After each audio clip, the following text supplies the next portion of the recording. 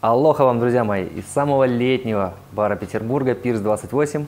С вами Виталий Колпин, и это уже 9-й выпуск рубрики Bar Skills в рамках Bartender School by Bacardi Martini. Помните, на прошлом занятии мы делали с вами такую вот фишечку. Итак, сегодня разберем двойное вращение Мадлера вокруг большого пальца, и потом соединим все это воедино, и получится вот такое вот движение. Давайте подробно разберем, что здесь происходит.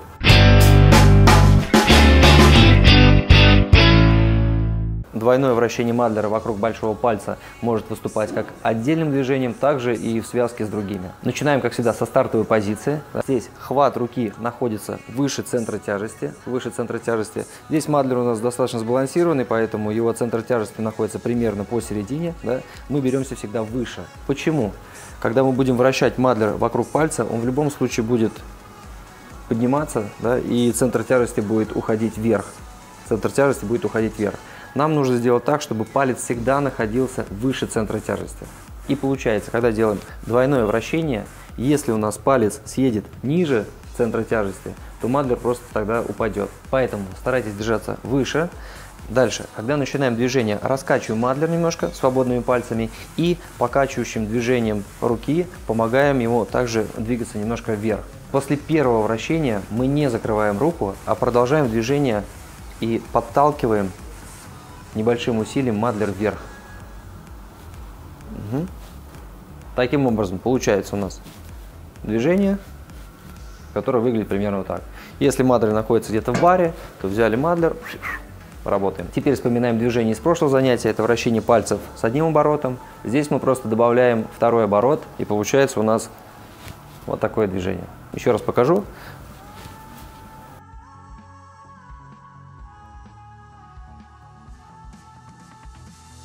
Это же движение можно делать параллельно бару, и вы видите, что визуально оно дает совершенно другой эффект. Итак, как это выглядит в готовом виде? Допустим, берем Мадлер с бара, можем сделать его либо с правой стороны от нас, как нам удобней, либо, если мы левша и работаем левой рукой, то с левой стороны, либо можно сделать это вдоль бара, и получится, можно сказать, еще одно движение. Давайте разберем еще один элемент, который может быть как самостоятельным, так и пригодится нам в связке с другими движениями.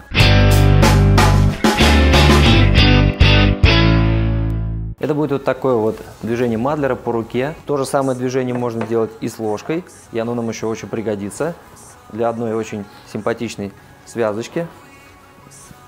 Пока нам нужно научиться делать всего лишь такой элемент. Давайте разберу на примере Мадлера, что здесь происходит.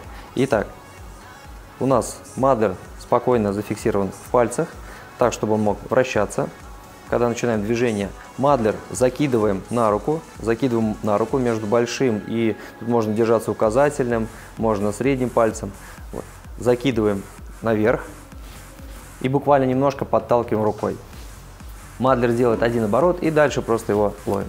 С ложкой это выглядит примерно так же. Единственный момент, что когда ловите, можете сразу браться тем хватом, которым вы дальше стируете, либо можно сделать, например, движение и продолжить его одним из наших предыдущих элементов. Здесь я вам рекомендую брать ложки, у которых такой увесистый наконечник, черепушка, ананасик или что-нибудь там типа того, вот, потому что будет гораздо проще делать это движение. Если вы используете ложку с капелькой или какую-нибудь легкую ложку, то не так просто контролировать это движение, поэтому я советую вам все-таки использовать какую-нибудь более увесистую. Попробуйте с разными, там для себя дальше сами решите.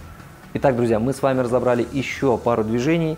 Одно из них это двойное вращение вокруг большого пальца. Дальше связываем его с нашим предыдущим движением, да?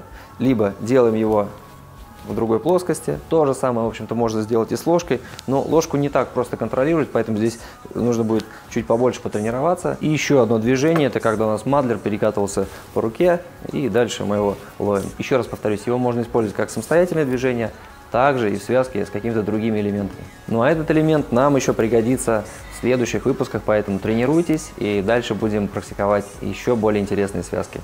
Что ж, друзья, позитива вам и прекрасного настроения, заряжайтесь энергией, тренируйтесь с удовольствием и до встречи в следующих выпусках.